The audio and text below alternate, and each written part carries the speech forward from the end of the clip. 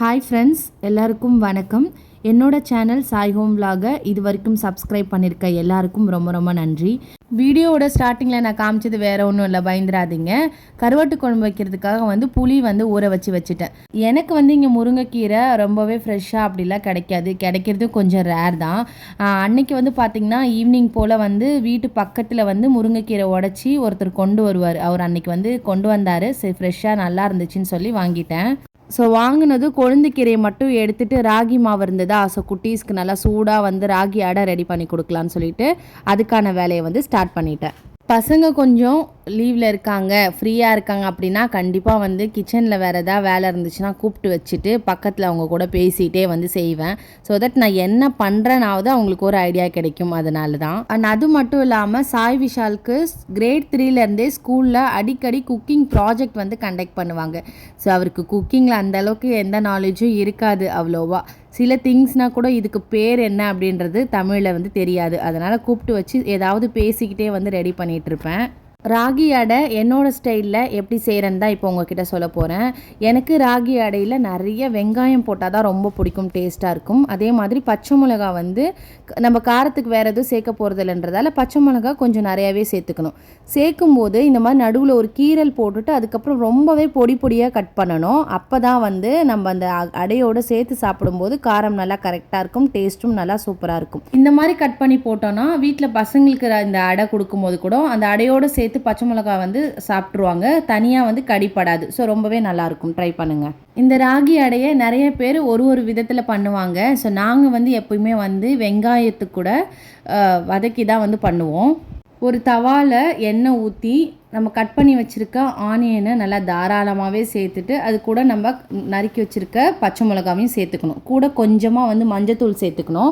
இதை லைட்டாக வதங்கினதுக்கப்புறமா நம்ம ஆல்ரெடி வாஷ் பண்ணி வச்சுருக்க 2 கைப்பிடி முருங்கைக்கீரையை நான் இது கூட சேர்த்துக்கிறேன். நான் இன்றைக்கி கொஞ்சமாக தான் ரெடி பண்ண போகிறேன். ஈவினிங் ஸ்நாக்ஸ் மாதிரி தான் கொடுக்க போகிறேன்.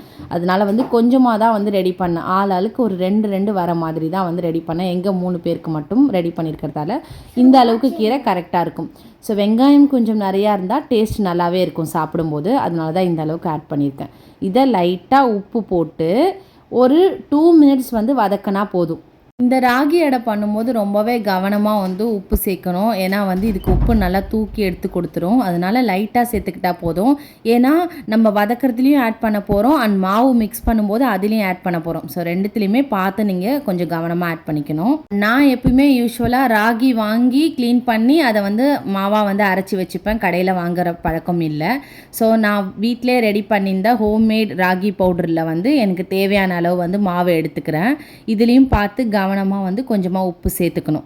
லைட்டாக தான் நான் சேர்த்துக்கிறேன், ஒரு ஹாஃப் தான். ஏன்னா அதுலேயும் நம்ம கொஞ்சம் சேர்த்துருக்கோம் அப்படின்றதால கரெக்டாக இருக்கும் அப்படின்ட்டு சேர்த்துட்டு கொஞ்சமாக தண்ணி தெளித்து நம்ம சப்பாத்தி மாவு பிசைகிற மாதிரி அப்படியே பிசைஞ்சிக்கிட்டே வரணும். கொஞ்சம் இதுக்கு தண்ணி விட்டு தான் பிசையணும். ஏன்னா ரொம்ப ஹார்டாகிடுச்சின்னா ராகி அடை ஹார்டாகிடும். தட்டுறதுக்கும் கொஞ்சம் ஈஸியாக இருக்கிற மாதிரி கொஞ்சம் பார்த்து கவனமாக பிசைஞ்சிக்கணும். நம்ம நல்லா மிக்ஸ் பண்ணுறதுக்கு முன்னாடியே நம்ம வதக்கி வச்சுருக்கிறத கீரை வெங்காயம்லாம் இருக்குல்ல, அதெல்லாம் இது கூட சேர்த்து இன்னும் கொஞ்சம் நல்லா தண்ணி தெளித்து எல்லாத்தையும் சேர்த்து ஒன்றா மிக்ஸ் பண்ணி எடுத்துக்கலாம்.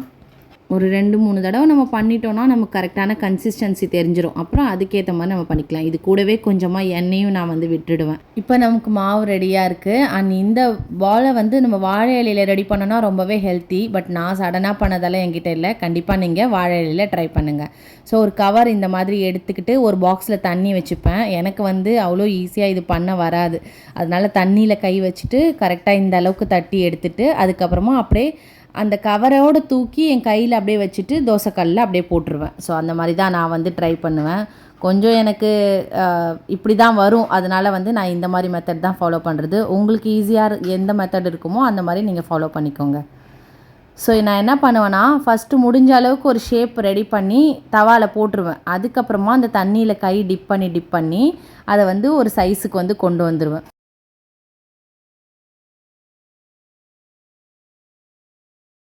அண்ட் எனக்கு இந்த ராகி அடை இந்த கார்னர்லாம் நல்லா மெலிசாக இருக்கணும். அப்படியே நல்லா சுட சாப்பிட்ணும். மொத்தமாக இருந்தால் எனக்கு சாப்பிட பிடிக்காது. அதனால் இந்த கல் இருக்குல்ல, இதை வச்சு தான் திருப்பி போட்டதுக்கப்புறமா இந்த கார்னர்லலாம் இதை வச்சு நல்லா அழுத்தி கொடுப்பேன். நல்லா பார்த்து பொறுமையாக பண்ணுவேன் எல்லா சைடும்.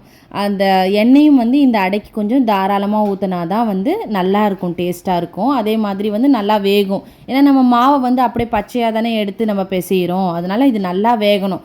வேகலைன்னா கீரையும் வர சேர்ந்துருக்கிறதால அது வந்து டைஜஷன் ப்ராப்ளம் வரும். நம்ம யார்கிட்ட கேட்டாலும் அவங்க அம்மா செஞ்சு கொடுக்கறதுல ஒரு ஃபேவரட்டான ஃபுட் அவங்களுக்கு இருக்கும் இல்லையா? அந்த மாதிரி எனக்கு வந்து எங்கள் அம்மா பண்ணி கொடுக்கறதுலே இந்த ராகி கீரை அடை வந்து ரொம்பவே ஃபேவரட்டான ஒன்று. அண்ட் நான் வந்து இப்போது வீட்டில் வந்து செஞ்சு கொடுக்கும்போது பார்த்திங்கன்னா சூடாக என்னால் சாப்பிட முடியாது. அதனால் கிச்சன்லேயே நின்று சாப்பிட்ருவேன். அப்போ அம்மா பண்ணி கொடுக்கும்போது சூடாக சாப்பிடுவேன். ரொம்ப பிடிக்கும். அதாவது இது வந்து சூடாக சாப்பிட்டா தான் டேஸ்ட் நல்லாயிருக்கும், ஆறுனா நல்லாவே இருக்காது. அண்ட் எங்களுக்கெலாம் வந்து சைடிஷ்ஷே தேவையில்லை, அப்படியே சுட சுட அப்படியே அம்மா ரெடி பண்ணி கொடுப்பாங்க, அப்படியே சாப்பிட்ருவோம். பட் இங்கே வந்து பார்த்திங்கன்னா ஹஸ்பண்டுக்கு இதுக்கெலாம் இந்த மாதிரி அடை ரெடி பண்ணோன்னா சைடிஷ் கண்டிப்பாக வேணும். நல்லா 2 சைடும் திருப்பி போட்டு சூப்பராக எண்ணெய் ஊற்றி அழகாக எடுத்தோன்னா சூப்பரான ராகி அடை ரொம்பவே ஹெல்த்தியாக வந்து ரெடி ஆகிடும். கண்டிப்பாக வந்து குட்டீஸ்க்கெலாம் வந்து சின்ன வயசுலேருந்தே வந்து பழகணும். திடீர்னு ஒரு 10 வயசில் போய் இதெல்லாம் ரெடி பண்ணி கொடுத்தோன்னா கண்டிப்பாக அவங்களுக்கு பிடிக்காது. சின்ன வயசுலேருந்தே இதெல்லாம் பழகினா தான் பசங்களுக்கு வந்து இது அவங்களுக்கு ரொட்டீன் ஃபுட்டு அப்படின்றது மனசில் பதிஞ்சு அவங்களும் வந்து இதை சாப்பிட ஆரம்பிப்பாங்க. அண்ட் அவங்களும் அவங்களோட ஜென்ரேஷனுக்கு வந்து இதை வந்து ஃபாலோ பண்ணுவாங்க. அன்றைக்கி நிறைய வேலை எனக்கு, அதனால் கிச்சன் எதுவுமே க்ளீன் பண்ணலை. டக்குன்னு இந்த ராகி அடை பிளான் வர வந்துருச்சா, அதனால் அதையும் முடிச்சுட்டு ஒரு சின்ன வேலைக்காக வெளியே போயிட்டேன். அண்ட் இதனோட கண்டினியூஷன் விலாக் வந்து நான் நெக்ஸ்ட் விலாகில் வந்து ஷேர் பண்ணுறேன். என்னோடய வீடியோஸ் ஃபஸ்ட் டைம் பார்க்குறீங்கன்னா மறக்காமல் நம்ம சேனலை சப்ஸ்கிரைப் பண்ணி சப்போர்ட் பண்ணுங்கள். நாளைக்கு சூப்பரான ஒரு கண்டினியூஷன் விலாகில் வந்து உங்களை பார்க்குறேன். பாய், டேக் கேர்.